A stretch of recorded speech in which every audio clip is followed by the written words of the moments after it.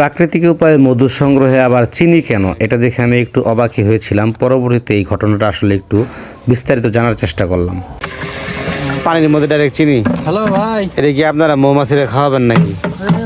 হ্যাঁ, এটা কি না মধুর মধ্যে ডালবেন নাকি?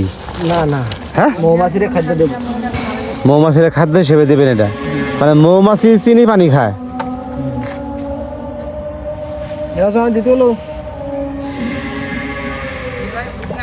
ভাই বুঝছো যে চিনি পানি মৌমাছিরা খাওয়াইতে হয় অটোমেটিক।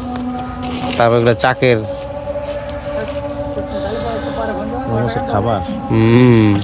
মানে মৌমাছি ভেজাল হয়ে যায়। 2 নাম্বার।